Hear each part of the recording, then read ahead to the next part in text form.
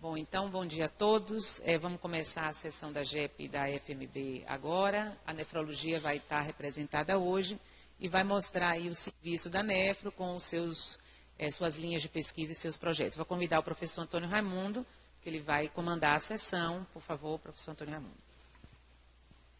Bom dia. Nós vamos aproveitar essa oportunidade, na realidade, para montar a apresentação que a Nefro vai fazer e colocar disponível no site da Faculdade de Medicina, que não tem nada da nefrologia, né? E aí nós aproveitamos e fizemos uma proposta do seguinte: nós vamos apresentar o serviço de nefrologia, as pessoas até que estiverem aqui, e cada um falar um pouco da linha de pesquisa. Como tem colegas que não estão presentes, eles mandaram assim uma espécie de card.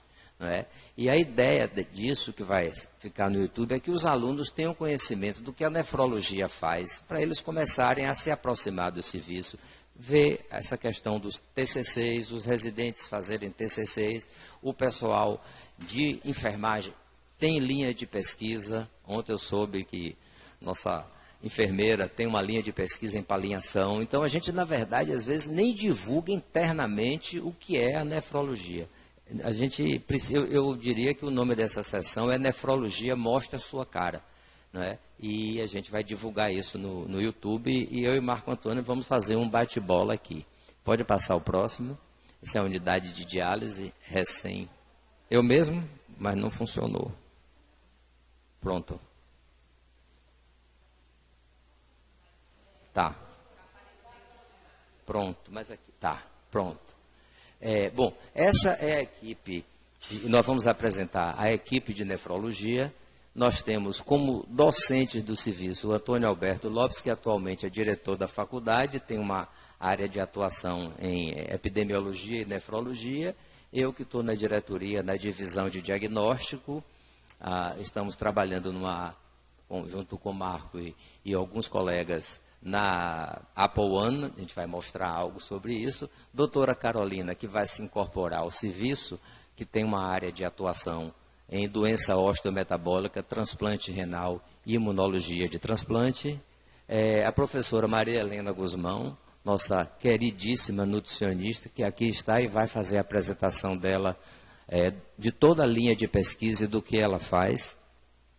O professor Paulo Rocha não esteve presente, porque ele hoje não tem um compromisso. Ele mandou um card e a gente vai falar sobre as atividades de pesquisa dele. E o professor Washington, que é o professor de patologia que perpassa, digamos assim, quase tudo que a gente faz em nefrologia, tanto de assistência quanto de ensino nas sessões e quanto de pesquisa. Então, nós temos aqui professores do Departamento de Medicina, da Escola de Nutrição e do Departamento de Anatomia Patológica e Medicina Legal. O chefe do serviço é o Dr. Marco Antônio Silveira, que aqui está. O staff do serviço, temos médicos, tanto UFBA quanto EBSER, a doutora Amanda Andrade Viana, Cláudia Nunes, Epitácio Rafael, José César Filho, Caterine Quadro, Liana Dantas, Lucas Mata, Maria Brandão, que aqui está, Oriana Matos, Pedro Lorenzo, Roberta Sobral e Estênio Ataíde, que também está aqui. Passa aqui o próximo. A enfermeira administradora do serviço também está aqui presente. Adriana Magalhães é uma pessoa que foi incorporada recentemente, tem dado grande ajuda nos projetos especiais, na contratualização e nos novos projetos que a gente está gestando. Luciana Mendonça é a enfermeira responsável pela diálise. Temos a enfermeira de pesquisa, Ana Aurélia Lacerda, e as enfermeiras de assistência que aí estão. Aqui nós temos a Lana, né, que está aqui entre nós também hoje. Então, são as enfermeiras de assistência da nefrologia. Aqui. Não quer passar. A bateria acabou. Consegue passar? Aqui não.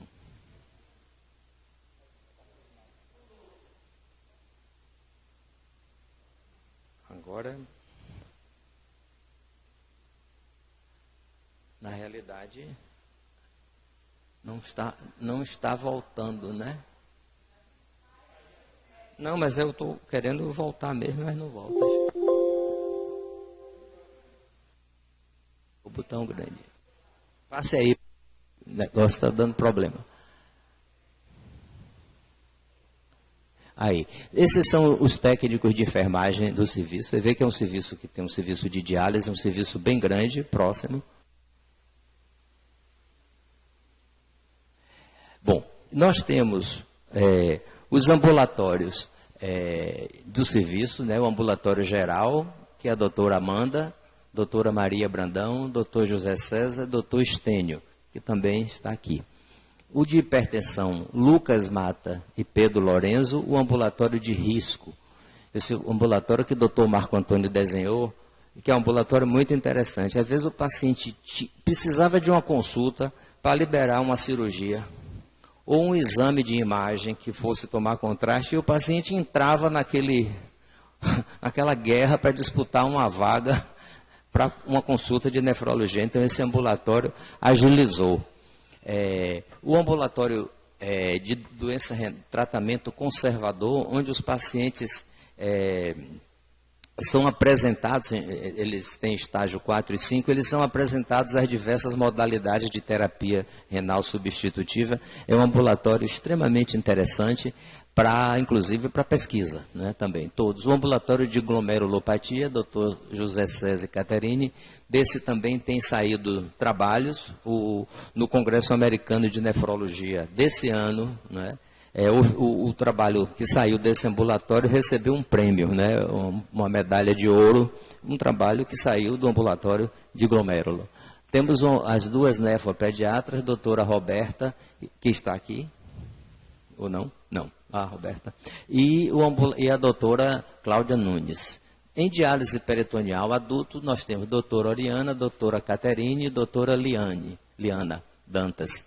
E ambulatório pediátrico, as duas nefropediatras. Nós estamos lutando para que o próximo concurso traga uma nova nefrologista pediátrica, porque nós temos um hospital pediátrico, que é o CPPHO do lado, que tem 70 pediatras e nós só temos 2 nefrologistas pediatras. Próximo.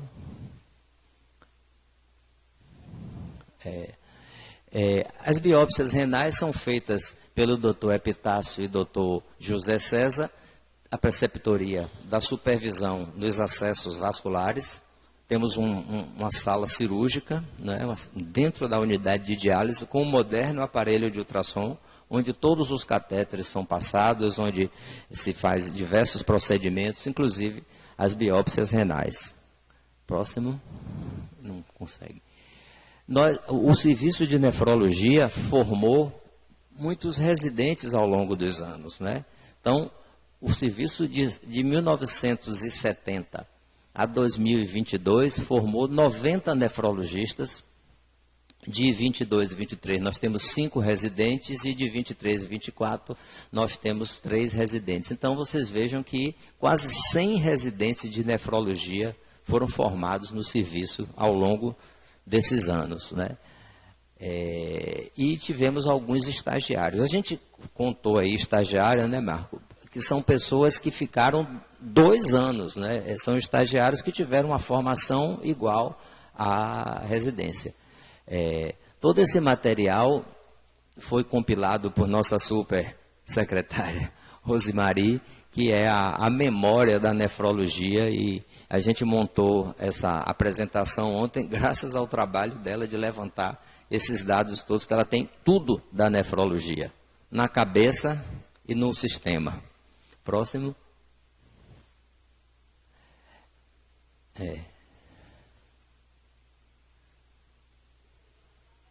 Não, eu tento voltar, mas... Aqui nós temos os residentes R1s desse ano, né? Os residentes do segundo ano, né? Então, nós temos, essa é a turma, digamos assim, da agora.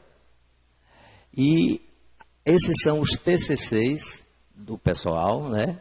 Glomerulosclerose segmentar focal e lesão mínima, desfecho de nefrite lúpica membranosa, correlação clínico-histológica de pacientes com nefrite lúpica, diálise peritoneal FRIST, né? Que é uma coisa muito importante, e glomerulosclerose. Vejam que o ambulatório razoavelmente recente que nós criamos, que foi o ambulatório de glomerulopatias, né? É um ambulatório que tem sido bastante produtivo. Era a nossa vocação, e nós não conseguimos abrir esse ambulatório. Doutor Marco sabe bem a luta, não é, Marco? Que foi para se conseguir abrir esse ambulatório. Foi uma guerra. Nós tivemos até que ir ao reitor para conseguir abrir, na época, esse ambulatório de glomérulo. E ele vai crescer, inclusive. Essas são as linhas de pesquisa que os preceptores da nefrologia e os docentes informaram, certo? Então, fora a parte de Helena que está aqui, que se dispôs inclusive a apresentar a parte dela, nós temos diversas linhas de pesquisa. Então, nós temos uma linha de doença renal crônica, de glomerulopatias primárias, de hipertensão arterial, nefrite lúpica, né? O professor Paulo Rocha tem uma linha em distúrbios hidroeletrolíticos e ácido base. Ele tem se especializado nessa área e tem orientado muitos estudantes em TCC nessa área. Publicou, inclusive, um material interessante em sódio, potássio e distúrbios hidroeletrolíticos, né? E ácido base. A linha de insuficiência renal aguda, imunologia de transplante, ele faz no ambulatório no laboratório do professor Edgar, mas a professora Carolina Neves, que esse próximo ano ela vai se incorporar ao serviço, ela trabalhava no Ananeri, pediu demissão, e ela tem também a linha de imunologia de transplante. E ela tem também a linha de distúrbio do metabolismo mineral e ósseo da doença renal crônica. Todo o trabalho dela está no Ananeri. Mas como ela saiu do Ananeri, parte desse expertise dela, digamos, vai vir para o hospital. Complicações clínicas, né, de transplante renal, foi informado por Paulo Rocha e por Carolina Neves. Paliação e nefrologista, Alana, né, com H. Por isso que eu não achava o nome dela na lista, né? A Alana estava conversando com a gente sobre isso, mas é com H. Então a Alana está começando a mexer com isso e nós queremos estimular, estamos em mente, né, Marcos, alguns outros nefrologistas que se interessem por tão importante tema, já que nós temos uma unidade de diálise. A Alana vai começar a trabalhar com isso no mestrado, né, Alana? No doutorado já, pronto. Doença renal crônica e raça, o professor Antônio Alberto tem se interessado por isso.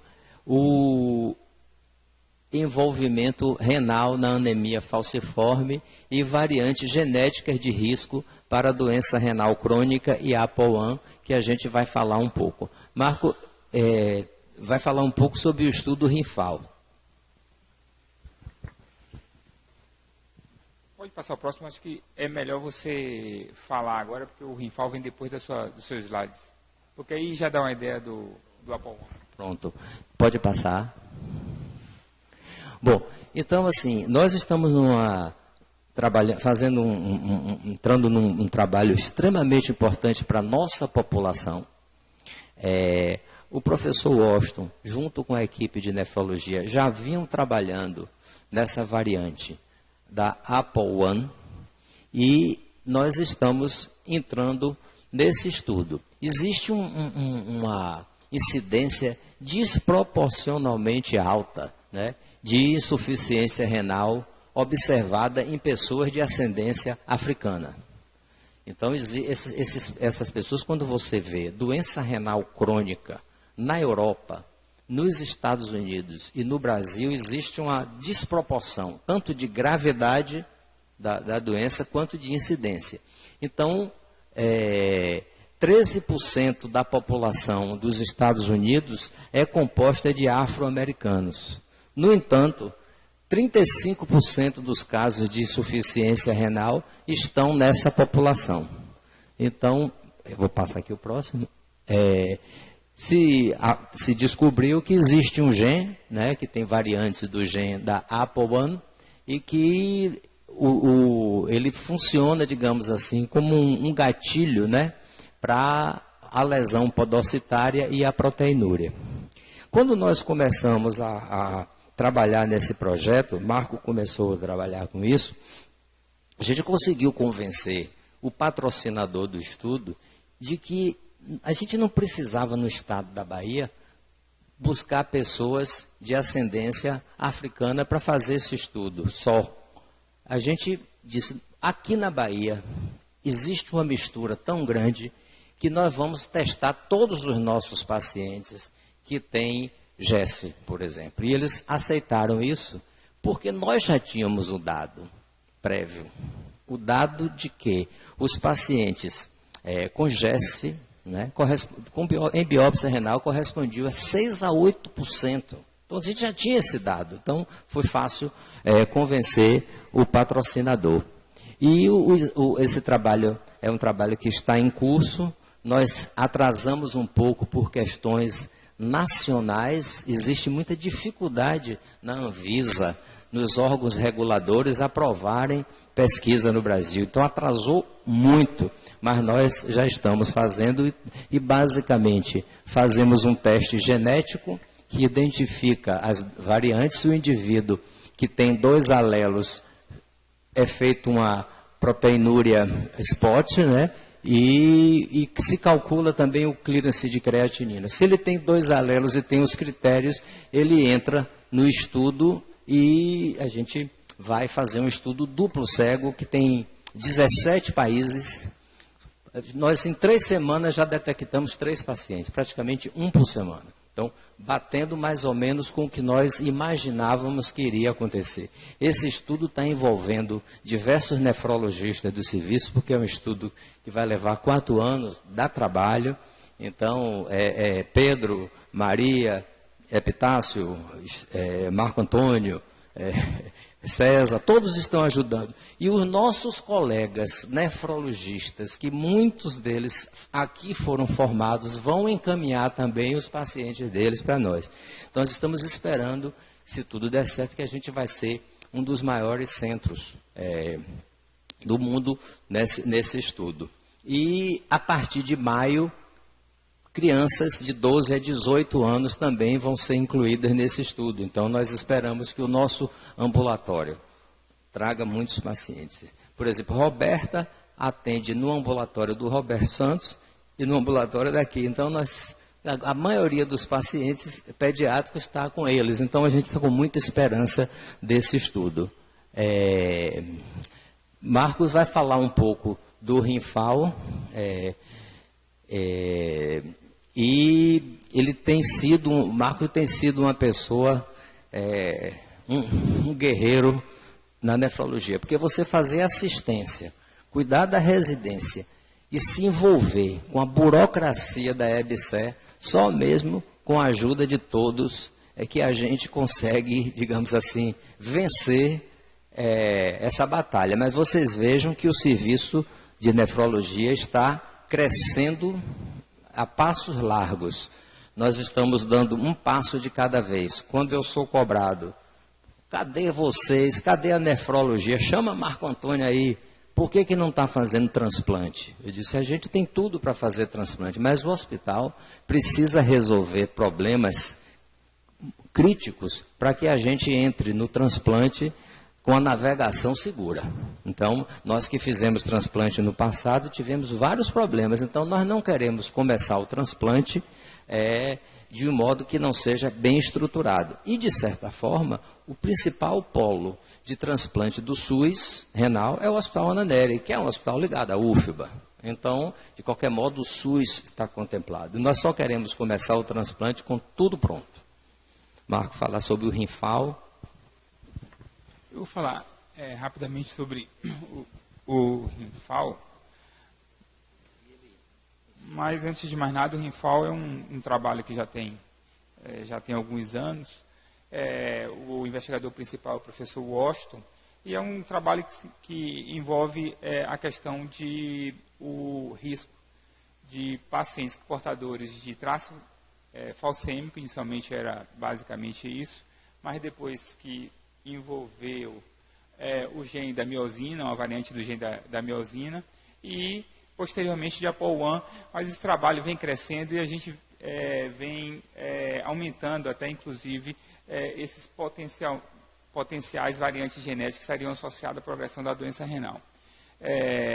Apesar de não ser o momento aqui de discussão, mas é importante lembrar que, apesar de estar abordando aqui questões como, por exemplo, traço fosfórmico, que está associado com ancestralidade africana, a POL1, que está associado com ancestralidade africana, deixar bem claro que raça é realmente uma variável de cunho social, né? Não é quando a gente analisa a raça e doença renal crônica, tem alguns fatores, como a POL1, a anemia falciforme, traço falciforme, que tem uma prevalência maior, mas o contexto mesmo de raça não é uma questão genética, tá? E esse estudo a gente ingressou e participou mais recentemente, e estamos com essa parceria com a Fiocruz. Próximo, pode passar.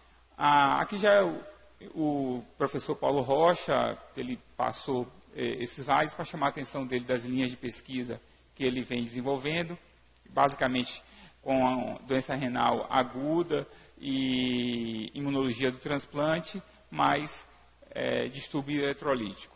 A gente tem investido, eu acho que no próximo ano a gente já deve ter alguns aparelhos que vão nos ajudar no desenvolvimento, inclusive aqui de mais trabalhos nessa área de distúrbio eletrolítico aqui no hospital. Na verdade, a gente está nesse 2024 com o plano de, inicialmente foi reestruturar do ponto de vista administrativo a nefrologia e assistencial, e agora em 2024 o foco realmente é dar uma levantada e resgatar aquela natural, fugiu a palavra aqui, da nefrologia, que se envolvia muito com pesquisa e uma produção científica rica que deu uma queda nos últimos anos. Eu vou passar aqui para a professora Maria Helena, que vai apresentar alguns dados das linhas de pesquisa dela.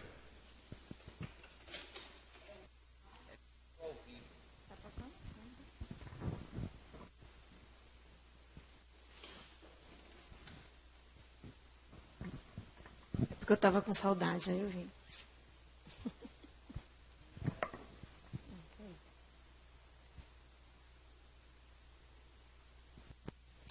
Bom, a nutrição, ela eu considero como um braço da nefrologia, né? Dentro do Conselho Federal de Nutricionistas, a nefrologia já é uma especialidade registrada, e a gente tem uma parceria do Conselho Federal de Nutrição junto com a SBN, e que em breve, acredito que em 2024, nós temos prova de título para especialista de nutrição e nefrologia. Então, é um braço forte dentro da nefrologia, e acho que essa atividade é muito importante para que a gente possa conhecer os trabalhos, né? E talvez voltar a repensar nessas reuniões sistemáticas para a gente conhecer o trabalho um do outro, que é feito dentro da unidade. Bom, então, ao longo desses anos, a gente conseguiu desenvolver 3 linhas de pesquisas. 2 já foram concluídas, uma está em atividade ainda. A primeira delas foi sobre aspectos nutricionais e fatores associados em pacientes com diálise peritoneal. Nela foram envolvidos 4 alunos de graduação, um de residência e um de mestrado, que no caso foi o meu mestrado, nessa época. E tivemos alguns produtos que eu vou apresentar depois derivado dessa linha. Observem sempre que eu trouxe esses dados, é porque o tempo inteiro a gente tenta colocar a escola de nutrição presente na nefrologia, junto com os alunos de graduação, pós-graduação e extensão. 2012 a 2016, tivemos uma linha que foi aspectos nutricionais e fatores associados em pacientes portadores de doença renal crônica em tratamento conservador. Então, sempre são trabalhos guarda-chuvas, né, com análise mais ampla, que nós vamos tirando os braços de pesquisa e vamos fazendo as derivações dentro do projeto maior. Esse projeto envolveu 2 alunos de graduação, um de residência, um de mestrado, um de doutorado, onde eu fui aluna de doutorado desse projeto. Tá? O primeiro foi feito na diálise peritoneal, esse eu vou apresentar para vocês depois, já foi feito no ambulatório Magalhães Neto, que é um ambulatório de nutrição junto com a nefrologia. A terceira linha, que começou em 2019, a gente não finalizou ainda, é de obesidade sarcopênica e miosteatose. Associação com parâmetros clínicos e nutricionais em pacientes com doença renal crônica não dialítica. Nele foram envolvidos um aluno de graduação, um de residência, um de mestrado, 2 de doutorado, onde agora começou a minha experiência do lado de cá, como orientadora dos alunos de doutorado. Então, agora a gente vai ter no dia 20 uma qualificação que o Antônio Raimundo vai participar, uma outra no dia 18, que já é a defesa dos alunos de doutorado que já estão saindo, né, da linha de pesquisa da gente. Bom, como a gente busca sempre esse foco de entregar a graduação, desses 2 projetos saíram 2 projetos PIBIC dos alunos de graduação. Então, tivemos bolsistas inseridos no projeto de pesquisa dentro da nefrologia. Um foi no projeto de 2012, outro foi agora nesse projeto de 2020. Esse projeto de obesidade sarcopênica, essa aluna chegou a apresentar ao congresso da UFBA e concorreu à menção honrosa, né, com o projeto que foi feito na nefrologia. Esse projeto foi um projeto, na verdade, mais ousado, o terceiro, porque, na verdade, nós começamos fazendo análise da massa muscular usando o tomógrafo do hospital. Então, foi uma parceria, na verdade, da nutrição com a nefrologia e com a radiologia para conseguir fazer a análise da massa muscular desses pacientes. Bom, e de lá para cá, nós derivamos vários trabalhos apresentados em congresso, né, mas artigos publicados, realmente, chegamos a um total de 12. Né, ao longo dessas linhas de pesquisa e outros que vão sair agora com os mestrandos e com os doutorandos. E para ilustrar para vocês onde nós estamos inseridos nesse fluxo da assistência e da pesquisa, né, nós trabalhamos de forma sincronizada com os profissionais nefrologistas. Então, hoje recebemos nossos pacientes derivados da internação do hospital, mas derivados da rede básica de saúde, das unidades básicas, né? Onde esse paciente ele é admitido pela nefrologia e ele pode estar no ambulatório de nefrologia geral, depois no ambulatório de hipertensão resistente, glomérulo ou litíase. Esse perfil de paciente ele é envolvido no ambulatório de nutrição e nefrologia, que funciona na segunda-feira de manhã. Nesse ambulatório temos uma disciplina de componente curricular obrigatório, que é NUT 172. Temos um projeto de extensão inserido, que soma os alunos da graduação à extensão, mais os alunos da pós-graduação, que são os mestrandos e os doutorandos, todos no ambulatório na segunda de manhã. Alguns pacientes do ambulatório de hipertensão resistentes não ficam conosco no ambulatório de nutrição e nefrologia, eles ficam no ambulatório de nutrição e cardiologia, para também a gente ter uma folga no número de vagas. E os pacientes de litíase, eles depois são contrarreferenciados para a unidade básica de saúde. A doença renal, ela progride, né, vai evoluindo. Esses pacientes do ambulatório de nefrologia geral terminam sendo conduzidos ao ambulatório de tratamento conservador, que funciona na quinta-feira à tarde, que nós, né, denominamos com o nome de ambulatório de acolhimento, que é aquele paciente com taxa de filtração abaixo de 30. E neste ambulatório temos um outro ambulatório associado, que é o ambulatório de nutrição e nefrologia no tratamento conservador. Então, aqui também fica o nutricionista voltado para esse objetivo. E à medida que a doença renal evolui, esse paciente, quando tem a opção, que é o que a gente deseja, de escolher a técnica dialítica que ele vai fazer, ele evolui para hemodiálise, para diálise peritoneal domiciliar, e ele chega ao ambulatório de nutrição, o DTR, que é a unidade de nutrição para os pacientes de tratamento dialítico. Então, nós conseguimos, num trabalho bastante árduo, cobrir todas as linhas que nós conseguimos dentro da nefrologia, desde o momento em que nós recebemos o paciente até, né, o momento dele escolher a técnica dialítica que ele vai realizar. De 4 anos para cá, eu acho, passamos a fazer o matriciamento da rede básica de saúde, né, junto com a nefrologia, que é justamente para dar esse apoio técnico na rede básica para os pacientes que precisam do nosso atendimento. Bom, aqui é só para ilustrar, o ambulatório funciona na segunda e na quinta-feira, né? Temos vinculado ao projeto de pesquisa diversos equipamentos que nós utilizamos, balanças, estadiômetros, dinamômetros, que facilitam também, né, o atendimento que esses pacientes recebem. Somos um dos poucos ambulatórios, na verdade, no país. Em Salvador, é o único ambulatório de nutrição e nefrologia que nós temos para o SUS. No país temos outros, como o da Unifesp, como o da Universidade Federal Fluminense, que são duas professoras também parceiras, era a professora Lília Cooper e a professora Denise Mafra, e o nosso ambulatório aqui, então a gente termina trocando essas figurinhas de linha de pesquisa, de defesa e do que é feito, né? E é com muito orgulho que a gente fala que os pacientes todos saem com um plano alimentar elaborado, ele não sai com orientação. Então é um ambulatório que a gente trata o aluno também para ele conseguir ter essa agilidade do paciente sair daqui com um planejamento totalmente individualizado para o caso que ele apresenta. E aqui é parte da equipe, né? Ela muda a cada semestre, como acontece na universidade, recebemos novos alunos de graduação, novos de pós-graduação também nesse processo. Temos a residência de nutrição clínica. Na residência de nutrição clínica, os residentes têm um rodízio na 2A, na qual eu faço a tutoria deles enquanto docente, e eles rodam também no ambulatório de nutrição. É oferecido para eles um estágio, né, um optativo, na verdade, durante a residência, que ele pode escolher durante 2 meses para onde ele, né, deseja contribuir ou estudar mais sobre o assunto, e a nefrologia entra nessa opção. Ainda não consegui fazer a nefrologia entrar no obrigatório, mas entra no optativo. Então, durante a residência de nutrição clínica, ele pode optar por passar 2 meses na nefrologia, que passa pelos ambulatórios, pela unidade de diálise, e alguns residentes já fizeram essa opção de estar junto conosco nesse processo. Bom, era isso. Muito obrigada. Muito bem, Helena. Entendeu, Adriana? A ideia dessa sessão, de mostrar o serviço, é que a gente não enxerga ensino sem assistência. Se você tem assistência forte, você vai ter ensino forte e vai ter pesquisa. Então, eu deixei por último, o que a Maria Helena mostrou é algo que todas as faculdades da área de saúde poderiam estar fazendo com a nefrologia. Porque nós temos, aí porque eu sugeri que os estudantes viessem, que nós temos, digamos assim, uma plataforma para se captar alunos de TCC, alunos da graduação, alunos da pós-graduação, entendeu? Por exemplo, a Alana está fazendo esse trabalho na diálise, né? A faculdade de enfermagem poderia se inserir tanto quanto a faculdade de nutrição. Nós temos, por exemplo, um serviço de farmácia aqui, que é seguramente um dos melhores do país.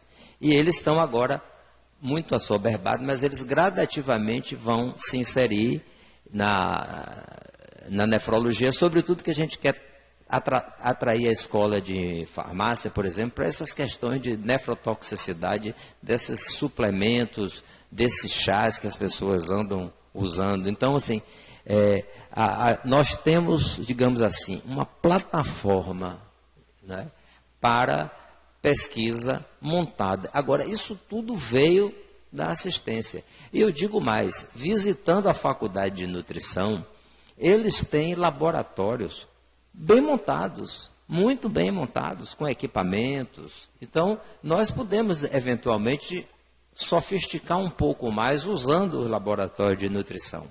Recentemente, nós trouxemos o professor Fábio Santos, que trabalha com metabolômica, do Instituto de Química, e já alguma coisa já está saindo da escola de nutrição com metabolômica. E nós, aqui no ambulatório de Glomelo, já estamos começando a conversar com o pessoal da USP, que está fazendo metabolômica em GESF, por exemplo. A descoberta do anticorpo anti-PLA2R, que é um marcador de glomerulopatia membranosa, se deu a partir de trabalhos de metabolômicas. Ou seja, a gente às vezes não enxerga, eu diria assim, o jardim. Quer dizer, o que está ali do nosso lado, dentro da própria UFBA. Então, essa reunião prévia, digamos assim, que a gente fez para estruturar o que a gente vai apresentar por escrito e por vídeo à Faculdade de Medicina, de modo que a gente atraia candidatos para nefrologia, candidatos para nutrição. Existem bolsas, como se fosse do PIBIC, bolsas de pesquisa, pagas pela EBSER, não é isso, Adriana? Você pode até falar sobre isso, como os estudantes podem se agregar ao serviço de nefrologia e como aplicar para bolsas não só do PIBIC, mas bolsas de pesquisa e de iniciação científica da própria EBSER. Você podia comentar, Adriana, sobre como é esse processo? A professora Adriana é a representante da JEP. Está faltando mais gente aqui também, né? Mas devia estar a galera aqui. Então, parabéns à apresentação. Acho que é importante também para conhecer, né? E é uma pena que a frequência tenha sido baixa, mas assim, eu acho bem interessante. Até conhecer até o serviço. Por exemplo, esse de risco aí eu não sabia. E é uma coisa que é interessante, né? Assim, a gente às vezes precisa, até queria saber como é que faz o encaminhamento, se é via interconsulta, porque o de risco cardíaco tem, são 4 ambulatórios que funcionam junto com anestesia, né? Aqui no hospital. Mas esse de risco da nefro eu não sabia, não. Então, o PIC e o PIT, eles são, assim, similares ao PIBIC e PIBIT, né? São, inclusive, formatados junto aos regramentos do CNPq. Aí já vou começar falando disso, porque, embora não precise ser docente, essa é a grande diferença, e já que são bolsas pagas pela EBSER, dentro dos moldes do CNPq, o que a EBSER quer é que seu corpo técnico administrativo possa submeter também, e tem capacidade de submeter a orientação, né, de estudantes de graduação das universidades ligadas aos hospitais filiados. Apesar disso, tem que ser doutor. Então, já vou começar disso, que é uma questão que faz. Poxa, por que de repente, poderia até ser alguém com mestrado e tal, mas aí segue ao regramento do CNPq. Porque toda a plataforma, tudo que se faz para inserir o projeto e os alunos é via plataforma Carlos Chagas, que é CNPq. Mas são editais independentes, né? O PIBIC e o PIBIT, eles rodam lá para o mês de maio, junho, se eu não me engano, os da UFBA, e o PIC e o PIT no primeiro semestre, até porque o pessoal do CNPq pediu para separar, para não sobrecarregar, porque não são muitas bolsas por hospital universitário, mas se somar os 40, hoje 42, aí fica muita gente para lidar. E eles acontecem todo ano. O PIC, que é o de iniciação científica, segundo ano foi esse, a gente toca lá no setor de pesquisa, e o PIT também, mas o primeiro ano foi agora, o de inovação tecnológica, que aí tem um outro perfil de linhas de pesquisa, um pouquinho de... Nada muito complexo, porque o menino tem que dar conta, o aluno tem que dar conta em 12 meses, né? Mas tem que pode estar inserido num projeto maior do profissional orientador. E esse ano a gente teve 8 bolsas, como a gente andou com um processo rapidinho, foram 8 bolsas por hospital. Aí teve hospital que não completou e nós ganhamos mais uma, isso é bom, então ficamos com 9. Ano passado, o PIC foram 10, mas entrou UPS e maternidade. Primeiro de Oliveira a gente tocou aqui. Mas desse ano separaram, né? A maternidade ganhou, em teoria, 8, acabou, infelizmente, não completando, e a gente ganhou 8. Com mais uma 9, que foi do excedente. E o PIT foram 5 bolsas. Então, não são muitas, mas são mais 13 a 15 bolsas para os estudantes, e eu acho que o envolvimento dos profissionais também, que é muito bom, né? Do reconhecimento. A promessa da nova gestão é que vai manter e ampliar, porque a gestão que entrou agora nesse atual governo não foi a que tocou o projeto anterior, que é o ex-ministro Quioro, e mudou o coordenador de inovação e pesquisa, enfim. Ele até fez uma palestra aqui na quarta-feira, no Congresso, foi à distância, porque ele estava em outro evento, mas prometeu numa reunião de apresentação que ele vai manter os programas e vai ampliar o número de bolsas por hospital.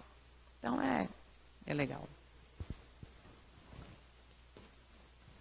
Obrigado. Então, assim, a gente tem agora mais outra linha, digamos assim, porque é muito interessante que o aluno venha com um projeto, que tenha o orientador e que tenha uma bolsa, porque realmente isso ajuda, né? Você sabe qual o valor da bolsa? É a mesma do CNPq?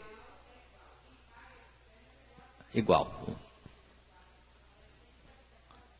Então é uma bolsa no valor de R$700 nos moldes do CNPq. O nosso horário está esgotado.